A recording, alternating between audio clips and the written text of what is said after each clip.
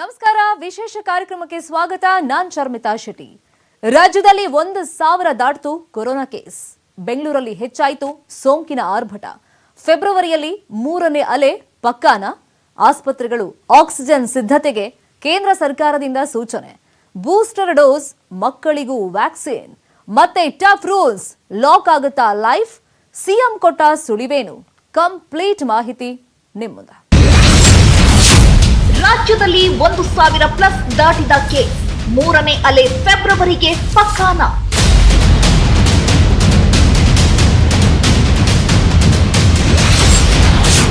ಆಸ್ಪತ್ರೆಗಳು ಆಕ್ಸಿಜನ್ ಸಿದ್ಧತೆಗೆ ಕೇಂದ್ರ ಸರ್ಕಾರದಿಂದ ಸೂಚನೆ.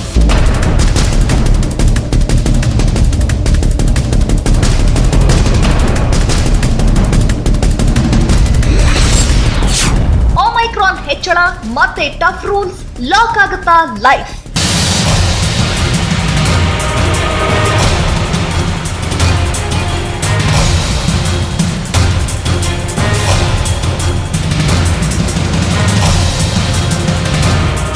ಎರಡು 2022ಕ್ಕೆ ಕಾಲಿಟ್ಟಿದ್ದೇ ತಡ. ಕೊರೋನಾ ಆತಂಕದ ಕಾರ್ಮೋಡ ಇಡೀ ವಿಶ್ವವನ್ನೇ ಆವರಿಸಿಕೊಂಡಿದೆ. ಅಮೆರಿಕಾದಲ್ಲಿ ಡೈಲಿ 5 ಲಕ್ಷಕ್ಕೂ ಹೆಚ್ಚು ಕೇಸ್, ಇಂಗ್ಲೆಂಡ್ನಲ್ಲಿ ನಿತ್ಯ ಹತ್ತಿರ 2 ಲಕ್ಷ ಕೇಸ್, ಇಟಲಿಯಲ್ಲಿ ಪ್ರತಿದಿನ 1.5 ಲಕ್ಷ ಕೇಸ್, ಫ್ರಾನ್ಸ್ನಲ್ಲಿ ದಿನ ಬೆಳಗಾದ್ರೆ 2 ಲಕ್ಷಕ್ಕೂ ಹೆಚ್ಚು ಕೊರೋನಾ ಕೇಸ್. ಹೀಗೆ ಹೇಳ್ತಾ ಹೋದ್ರೆ ಮುಗಿಯೋದೇ ಇಲ್ಲ. ಜಗತ್ತಿನ ಸುಮಾರು 20ಕ್ಕೂ ಹೆಚ್ಚು ದೇಶಗಳನ್ನ ಕೊರೋನಾ ಸೋಂಕು ಬಗ್ಗು ಬಡಿತಾ ಇದೆ, ಬದುಕನ್ನೇ ನರಕವನ್ನಾಗಿಸಿದೆ. ಹಾಗೆ ನೋಡಿದ್ರೆ ಈ ಎಲ್ಲಾ ದೇಶಗಳಲ್ಲಿ ಕೊರೋನಾ ಸೋಂಕು ಮತ್ತೆ ಆರ್ಭಟಿಸಲು ಆರಂಭಿಸಿದ್ದು ಈಗಲ್ಲ. ಡಿಸೆಂಬರ್ ಮೊದಲ ವಾರದಿಂದಲೇ ಈ ದೇಶಗಳಲ್ಲಿ ಕೊರೋನಾ ರಣಕೇಕೆ ಶುರುವಾಗಿತ್ತು. ಆಫ್ರಿಕಾದಲ್ಲಿ ಒಮೈಕ್ರಾನ್ ಅನ್ನೋ ರೂಪಾಂತರಿಯೊಂದು ಪತ್ತೆಯಾಗಿದೆ ಅನ್ನೋ ಸುದ್ದಿ ಜಗತ್ತನ್ನ ತಲ್ಲಣಗೊಳಿಸುವ ಮೊದಲೇ ಅಮೆರಿಕ, ಇಂಗ್ಲೆಂಡ್ನಲ್ಲಿ ಡೆಲ್ಟಾ ಅಬ್ಬರಿಸಿ ಬೊಬ್ಬಿರಿಯುತ್ತಿತ್ತು. ಆದ್ರೀಗ ಒಮೈಕ್ರಾನ್ ಕೂಡ ಜಗತ್ತಿನೆಲ್ಲೆಡೆ ಹರಡಿರುವ ಕಾರಣ ಕೊರೋನಾ ಪ್ರಕರಣಗಳ ಸಂಖ್ಯೆ ದಿಢೀರನೆ ಏರಿಕೆ ಕಂಡಿದೆ. ದಿನದಿಂದ ದಿನಕ್ಕೆ ಸೋಂಕು ಡಬಲ್ ಆಗ್ತಾ ಹೋಗ್ತಿದೆ. ಭಾರತದಲ್ಲೂ ಹೊಸ ವರ್ಷ ಆರಂಭವಾಗ್ತಿದ್ದಂತೆ ಕೊರೋನಾ ಬಿಗ್ ಶಾಕ್ ಕೊಟ್ಟೇ ಬಿಟ್ಟಿದೆ.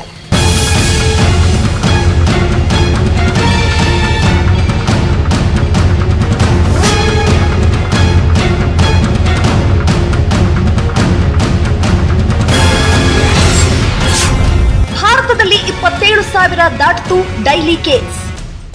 ಭಾರತದಲ್ಲಿ ಈಗ ಕೊರೋನಾ ಪ್ರಕರಣಗಳ ಸಂಖ್ಯೆ ಏರುಗತಿಯಲ್ಲಿ ಸಾಗ್ತಿದೆ. ಭಾನುವಾರ ದೇಶದಲ್ಲಿ 27,553 ಕೊರೋನಾ ಕೇಸ್ಗಳು ಪತ್ತೆಯಾಗಿದ್ದು 284 ಮಂದಿ ಸಾವನ್ನಪ್ಪಿದ್ದಾರೆ. ಈ ಪೈಕಿ ಅತಿ ಹೆಚ್ಚು ಕೊರೋನಾ ಕೇಸ್ ಪತ್ತೆಯಾಗಿದ್ದು ಮುಂಬೈನಲ್ಲಿ.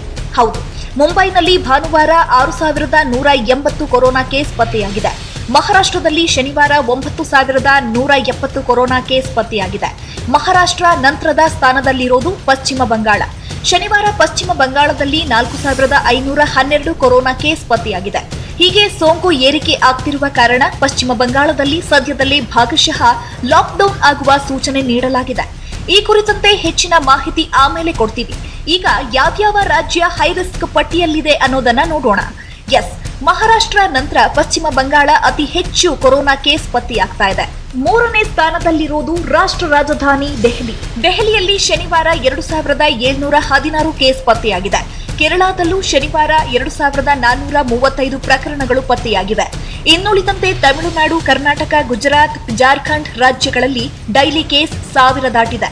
ಒಟ್ಟಾರೆ ಹೇಳೋದಾದ್ರೆ ಇದೀಗ ಭಾರತದಲ್ಲಿ ಕೊರೋನಾ ಹೈ ರಿಸ್ಕ್ ಪಟ್ಟಿಯಲ್ಲಿ ಇರೋ ರಾಜ್ಯಗಳು 8: ಮಹಾರಾಷ್ಟ್ರ, ಪಶ್ಚಿಮ ಬಂಗಾಳ, ದೆಹಲಿ, ಕೇರಳ, ತಮಿಳುನಾಡು, ಕರ್ನಾಟಕ, ಗುಜರಾತ್, ಜಾರ್ಖಂಡ್. ಈ 8 ರಾಜ್ಯಗಳಲ್ಲಿ ಕೊರೋನಾ ಪ್ರಕರಣಗಳ ಸಂಖ್ಯೆ ದಿನದಿಂದ ದಿನಕ್ಕೆ ಏರಿಕೆಯಾಗ್ತಿದೆ.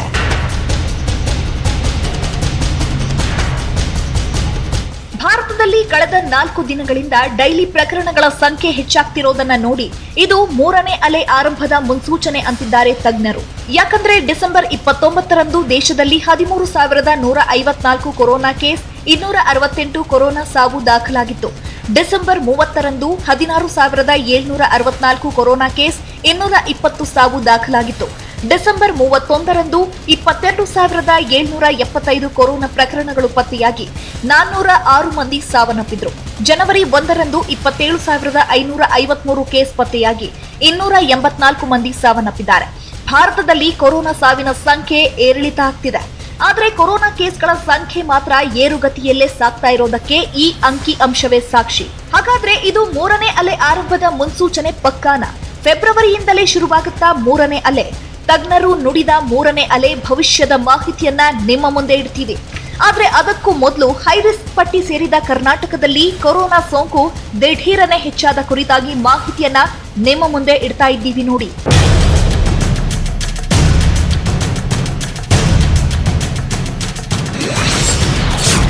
ರಾಜ್ಯದಲ್ಲಿ 1000 ದಾಟಿತು ಕೊರೋನಾ ಕೇಸ್. ಒಮೈಕ್ರಾನ್ ಕೇಸ್ ಹೆಚ್ಚಳ, ಟೆನ್ಷನ್.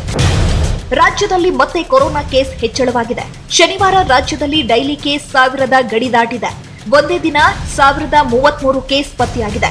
ಅದರಲ್ಲೂ ಬೆಂಗಳೂರಿನಲ್ಲಿ ಶನಿವಾರ ಒಂದೇ ದಿನ 810 ಕೊರೋನಾ ಕೇಸ್ ಪತ್ತೆಯಾಗಿದ್ದು ಎಲ್ಲರನ್ನ ಬೆಚ್ಚಿ ಬೀಳಿಸಿದೆ.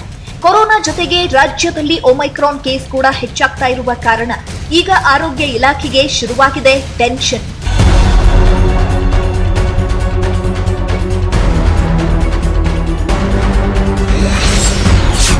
ಬೆಂಗಳೂರಲ್ಲಿ ಮತ್ತೆ ಜಾರಿಯಾಗುತ್ತಾ ಸೆಮಿ ಲಾಕ್ಡೌನ್. ಸರ್ಕಾರದ ಮುಂದೆ ಮತ್ತೆ ಲಾಕ್ಡೌನ್ ವಿಚಾರ ಪ್ರಸ್ತಾಪ. ಸೋಂಕು ಏರಿಕೆಯಾಗ್ತಾ ಹೋದ್ರೆ ಕಠಿಣ ನಿರ್ಬಂಧ ಪಕ್ಕಾನ? ಕೊರೋನಾ ಕೇಸ್ ಹೆಚ್ಚಾಗ್ತಾ ಇದ್ದಂತೆ ಸಾಮಾನ್ಯ ಜನರಿಗೆ ಮೊದಲು ಕಾಡೋ ಪ್ರಶ್ನೆ, ಲಾಕ್ಡೌನ್ ಮಾಡ್ತಾರಾ, ಯಾವಾಗ ಮಾಡ್ತಾರೆ? ಹೀಗೆ 10 ಪ್ರಶ್ನೆಗಳು ಎಲ್ಲರಲ್ಲೂ ಹುಟ್ಟಿಕೊಳ್ಳುತ್ತೆ.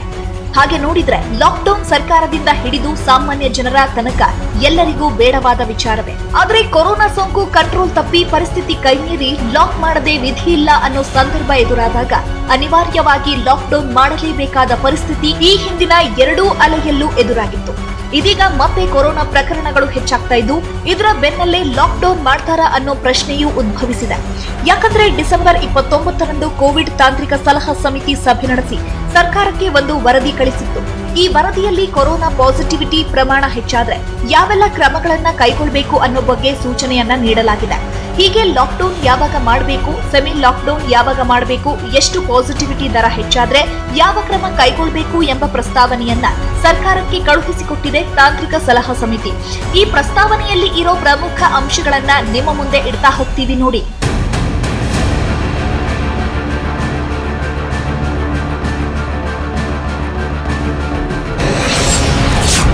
ವಾರದ ಪಾಸಿಟಿವಿಟಿ ದರ 1%ಕ್ಕಿಂತ ಕಡಿಮೆ ಇದ್ರೆ yellow alert. Yellow, orange, red alert ಹೀಗೆ ಕಲರ್ ಕೋಡ್ ಮಾಡಿ ಪಾಸಿಟಿವಿಟಿ ರೇಟ್ ಅನ್ನ ವಿಂಗಡಿಸಿ ಯಾವ್ಯಾವ ಚಟುವಟಿಕೆಗಳಿಗೆ ನಿರ್ಬಂಧ ಹೇರಬೇಕು ಅನ್ನೋ ಬಗ್ಗೆ ಸರ್ಕಾರಕ್ಕೆ ತಾಂತ್ರಿಕ ಸಲಹಾ ಸಮಿತಿ ಪ್ರಸ್ತಾವನೆ ಸಲ್ಲಿಸಿದೆ. ಪಾಸಿಟಿವಿಟಿ ದರ 1%ಕ್ಕಿಂತ ಕಡಿಮೆ ಇದ್ರೆ ಯೆಲ್ಲೋ ಅಲರ್ಟ್ ಎಂದು ಘೋಷಿಸಿ ಮದುವೆ, ಸಾಮಾಜಿಕ ಕಾರ್ಯಕ್ರಮಗಳಿಗೆ ಗರಿಷ್ಠ 300 ಜನರ ಮಿತಿ, ಅಂತ್ಯಕ್ರಿಯೆಗೆ ಗರಿಷ್ಠ 200 ಜನರ ಮಿತಿ ಹೇರಲು ಪ್ರಸ್ತಾವನೆಯಲ್ಲಿ ಸೂಚಿಸಲಾಗಿದೆ. ವಾರದ ಪಾಸಿಟಿವಿಟಿ ದರ 1% 2% 50-50 ರೂಲ್ಸ್. ಬೆಂಗಳೂರಿನಲ್ಲಿ ವಾರದ ಪಾಸಿಟಿವಿಟಿ ದರ 1% 2% ದಾಖಲಾದ್ರೆ ಆರೆಂಜ್ ಅಲರ್ಟ್ ಅಂತ ಘೋಷಿಸಿ ಅಂತಹ ಟೈಮ್ನಲ್ಲಿ 50-50 ರೂಲ್ಸ್ ಜಾರಿಗೆ ಕೋವಿಡ್ ತಾಂತ್ರಿಕ ಸಲಹಾ ಸಮಿತಿ ಸೂಚಿಸಿದೆ. 50-50 ರೂಲ್ಸ್ ಅಂದ್ರೆ ಹೊಸದೇನಲ್ಲ. ಈ ಹಿಂದೆಯೂ ಕೊರೋನಾ ಸೋಂಕು ಹೆಚ್ಚಾದಾಗ ರಾಜ್ಯದಲ್ಲಿ ಜಾರಿಯಾಗಿತ್ತು ಈ ರೂಲ್ಸ್. ಮಾಲ್, ಶಾಪಿಂಗ್ ಕಾಂಪ್ಲೆಕ್ಸ್ಗಳು ಬೆಳಗ್ಗೆ 6 ಗಂಟೆಯಿಂದ ಮಧ್ಯಾಹ್ನ 1 ಗಂಟೆವರೆಗೆ ಮಾತ್ರ ಓಪನ್ ಮಾಡಲು ಅವಕಾಶ.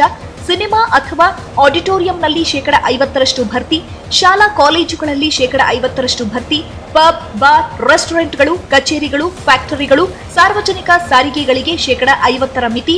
ಇನ್ನು ಸಲೂನ್ಗಳು, ಕ್ಲಬ್, ಮೆಟ್ರೋ ಟ್ರೈನ್ಗಳಿಗೂ 50% ಭರ್ತಿಗೆ ಅವಕಾಶ ನೀಡಲಾಗುತ್ತೆ. ಮದುವೆ ಸಮಾರಂಭಗಳಿಗೆ ಗರಿಷ್ಠ 200 ಜನ, ಅಂತ್ಯಕ್ರಿಯೆಗೆ ಗರಿಷ್ಠ 100ರ ಮಿತಿಯನ್ನ ಹೇರಲು ಈ ಪ್ರಸ್ತಾವನೆಯಲ್ಲಿ ಸೂಚಿಸಲಾಗಿದೆ. ವಾರದ ಪಾಸಿಟಿವಿಟಿ ದರ 1% 2% ಇದ್ರೆ ಮಾತ್ರ ಈ ಎಲ್ಲಾ ನಿಯಮಗಳನ್ನ ಜಾರಿಗೆ ತರುವಂತೆ ತಾಂತ್ರಿಕ ಸಲಹಾ ಸಮಿತಿ ಸರ್ಕಾರಕ್ಕೆ ಪ್ರಸ್ತಾವನೆ ಸಲ್ಲಿಸಿದೆ.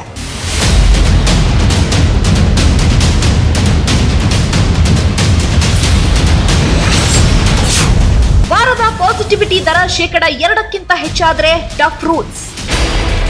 ಬೆಂಗಳೂರಿನ ವಾರದ ಪಾಸಿಟಿವಿಟಿ ದರ 2%ಕ್ಕಿಂತ ಹೆಚ್ಚಾದ್ರೆ ಯಾವೆಲ್ಲ ಕ್ರಮ ಕೈಗೊಳ್ಳಬೇಕು ಅನ್ನೋ ಅಂಶಗಳನ್ನು ಕೋವಿಡ್ ತಾಂತ್ರಿಕ ಸಲಹಾ ಸಮಿತಿ ಸರ್ಕಾರಕ್ಕೆ ಸಲ್ಲಿಸಿದ ಪ್ರಸ್ತಾವನೆಯಲ್ಲಿ ಉಲ್ಲೇಖಿಸಿದೆ.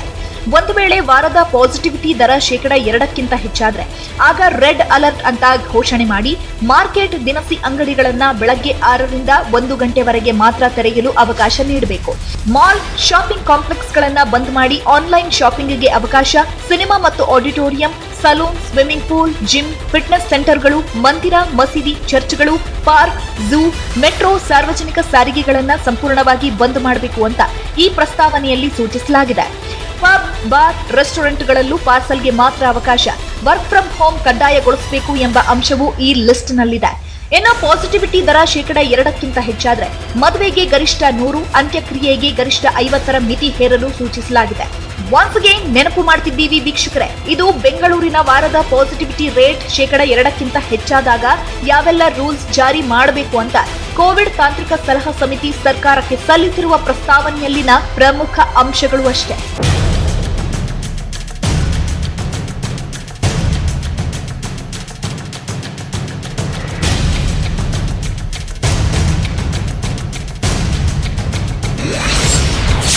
ಪಾಸಿಟಿವಿಟಿ ರೇಟ್ 3% ಹೆಚ್ಚಾದ್ರೆ ಸೆಮಿ ಲಾಕ್ಡೌನ್ ಜಾರಿಯಾಗುತ್ತಾ? ಕೋವಿಡ್ ತಾಂತ್ರಿಕ ಸಲಹಾ ಸಮಿತಿ ಸರ್ಕಾರಕ್ಕೆ ಸಲ್ಲಿಸಿದ ಪ್ರಸ್ತಾವನೆಯಲ್ಲಿ ಪಾಸಿಟಿವಿಟಿ ರೇಟ್ 3% ಹೆಚ್ಚಾದ್ರೆ ಸೆಮಿ ಲಾಕ್ಡೌನ್ ಮಾಡುವಂತೆ ಸಲಹೆ ನೀಡಲಾಗಿದೆ. ಅಂದ್ರೆ ವೀಕೆಂಡ್ ಕರ್ಫ್ಯೂ, ರಾತ್ರಿ 7ರಿಂದ ಬೆಳಗ್ಗೆ 5 ಗಂಟೆ ತನಕ, ನೈಟ್ ಕರ್ಫ್ಯೂ, ಮಾರ್ಕೆಟ್, ದಿನಸಿ ತರಲು 2 ಡೋಸ್ ವ್ಯಾಕ್ಸಿನ್ ಕಡ್ಡಾಯ, ಇನ್ನುಳಿದಂತೆ ಎಲ್ಲಾ ವ್ಯವಸ್ಥೆಗಳು ಬಂದ್ ಮಾಡೋದು, ಮದುವೆಗಳಿಗೆ ಪೊಲೀಸರಿಂದ ಪಾಸ್ ಪಡೆಯುವ ರೂಲ್ಸ್ಗಳನ್ನ ಜಾರಿ ಮಾಡುವಂತೆ ಸಲಹೆ ನೀಡಲಾಗಿದೆ.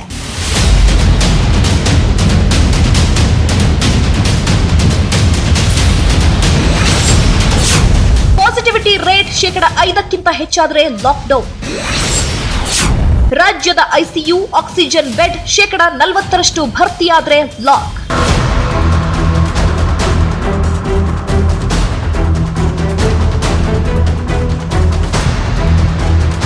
ಕೋವಿಡ್ ತಾಂತ್ರಿಕ ಸಲಹಾ ಸಮಿತಿ ಸರ್ಕಾರಕ್ಕೆ ಸಲ್ಲಿಸಿದ ಪ್ರಸ್ತಾವನೆಯಲ್ಲಿ ಯಾವಾಗ ಲಾಕ್ಡೌನ್ ಮಾಡಬೇಕು ಎಂಬ ಕುರಿತು ಕೂಡ ಸಲಹೆ ಸೂಚನೆಯನ್ನ ನೀಡಲಾಗಿದೆ. ಕೋವಿಡ್ ಪಾಸಿಟಿವಿಟಿ ರೇಟ್ 5% ಹೆಚ್ಚಾದಾಗ ರಾಜ್ಯದ ಒಟ್ಟಾರೆ ಐಸಿಯು ಬೆಡ್ ಮತ್ತು ಆಕ್ಸಿಜನ್ ಬೆಡ್ 40% ಭರ್ತಿಯಾದಾಗ ಕಂಪ್ಲೀಟ್ ಲಾಕ್ಡೌನ್ ಮಾಡಬೇಕು ಅನ್ನೋ ಸಲಹೆಯನ್ನ ನೀಡಿದೆ ಕೋವಿಡ್ ತಾಂತ್ರಿಕ ಸಲಹಾ ಸಮಿತಿ.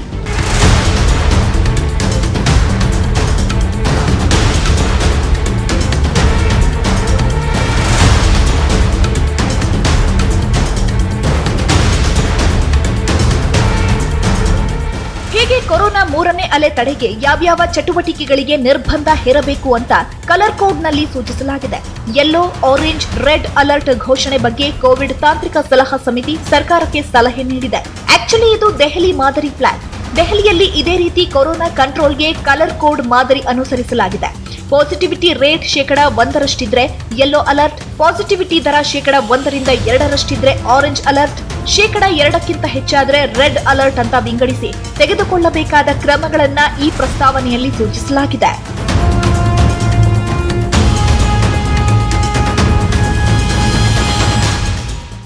ತಾಂತ್ರಿಕ ಸಲಹಾ ಸಮಿತಿ ಇಂಥದ್ದೊಂದು ಪ್ರಸ್ತಾವನೆಯನ್ನ ಸರ್ಕಾರಕ್ಕೆ ಸಲ್ಲಿಸಿದೆ.